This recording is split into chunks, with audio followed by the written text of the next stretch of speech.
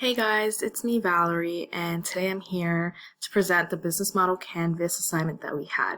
So just to start off and go right into it, my business is a translation service, a legal translation service.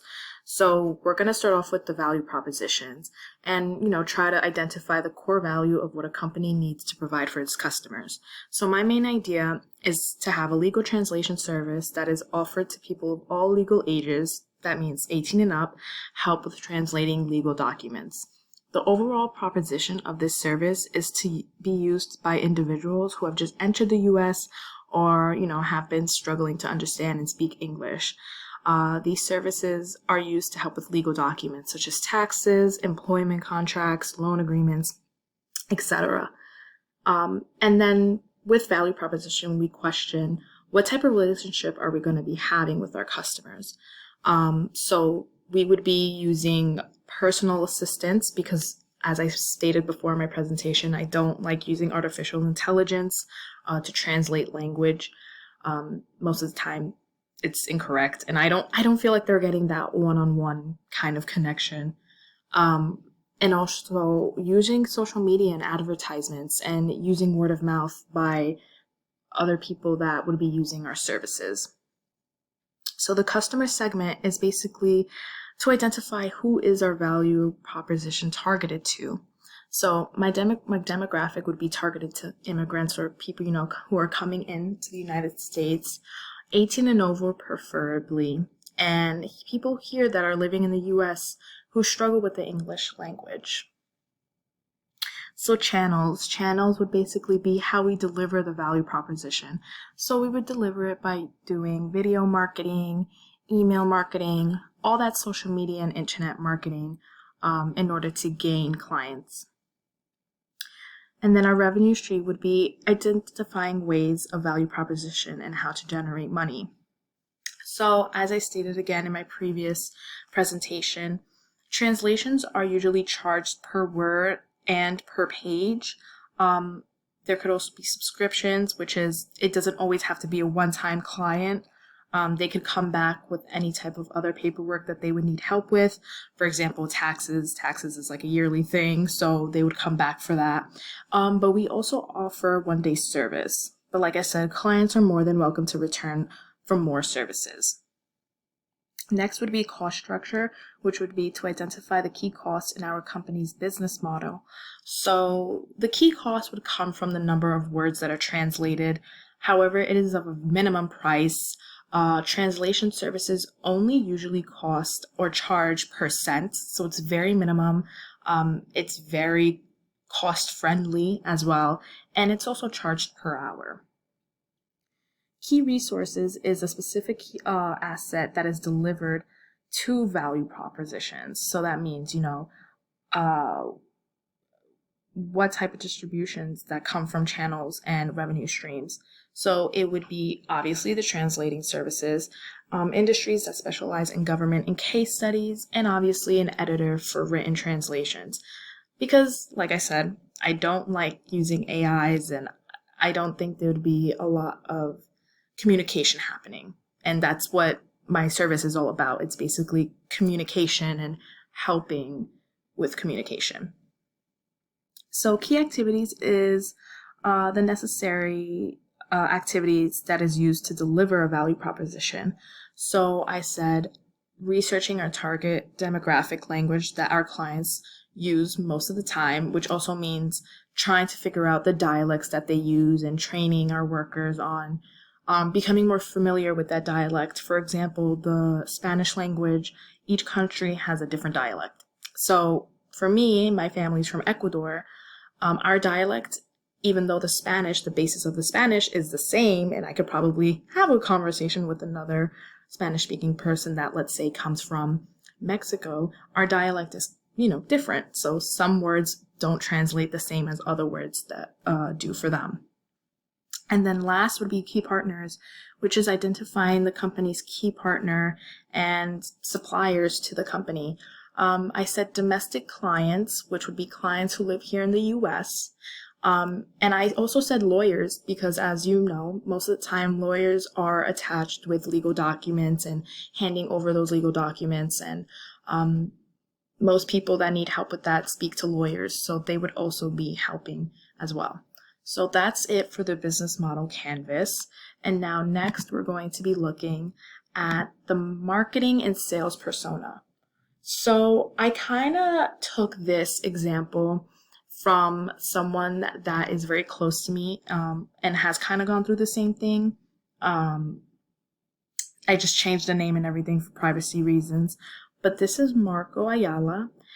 His background is that he's 22 years old. He's single. He lives in Queens, New York, and he actually came to the US to study engineering and currently lives alone with no spouse or kids. Since he is currently in school, he works part-time as a waiter, to help keep up with his bills, and also with his schooling, even though he does get assistance from that, government assistance from that. His finances is that he lives in a household income, which is $27,000. You have to remember, he lives alone, so he doesn't come with like a really big income. He makes most of his purchasing decisions and does most of the buying. He misses living in a household with more than 3 different income streams because, let's be honest, when you live with your parents, it's a lot easier. You don't have to worry about paying bills and stuff like that. So I'm pretty sure he misses that. His social media profile, Marco spends most of his time on Instagram, especially because he loves taking pictures. And he's active on Instagram, TikTok, and Facebook. Technology would be that he uses the internet from his smartphone or laptop, which he also uses for school, obviously, because he's majoring in engineering. And he uses the video chat and social media to stay connected with friends and family back home. So a day in the life with Marco would be that he wakes up, he attends school in the morning, and then he works mostly night shifts as a waiter. He's responsible for making sure he gets on top of his school while he's also staying on top of his bills. Despite being very hardworking and independent, he does struggle. I mean, we have to keep in mind that he is alone. He doesn't have family here. So he does feel very lonely at times, and he does feel overwhelmed because he is in college and he is working. However, he tries to stay as organized as possible, and he wants better opportunities for himself. He came here for that reason. So some brand affinities that he has would be Apple, Starbucks, Tesla, obviously because he's in engineering. Same thing with Google because, he's very interested in engineering. And some of his hopes and dreams would be obviously to graduate college with an engineering degree, to find more time to take care of himself. There are many times where he doesn't feel like he puts himself first, and it's for obvious reasons. It's because he has so much on his plate, but he would really, he's really wishing for that day where he has time for himself. And he also hopes to stop feeling guilty for leaving his family behind because in a way he feels that since they are back home and he's trying to pursue his dream and they are struggling a little bit, and he might feel a little guilty because he is in a better country. Well, in a better country in a better situation. I'm going to reword that. That sounded very weird. I'm sorry. So his worries and fears. He questions whether he is doing the right thing because let's be honest, any college student questions that. I question that. I'm pretty sure you question that. Everybody in college questions that. And I think anybody in the world questions whether they're doing the right thing for themselves. He's insecure about his slight language barrier. Even though he is a waiter, and it has helped him improve his English, he's still, a little insecure about it. He's not too sure about it. He's struggling to stay in school all while working. It is hard to be, an engineering major and working and paying bills. So he does worry about that. And he does wonder whether he should just, do a full-time job as well as going to school, or maybe even quitting school and just going full-time as a worker. So what influences him? Creativity, which is why he is in engineering, family, and opportunities. His mom is his biggest influence because she gave up a lot for her own. She gave up a lot of her own dreams for him to come here in America. And what would make his life easier? Some things that would make his life easier would to be is to become more informed with his decisions for his own independence. So, whether that's knowing the language a little bit more or being able to read a legal document paper and actually have some type of understanding of what it's saying, that is independence to him.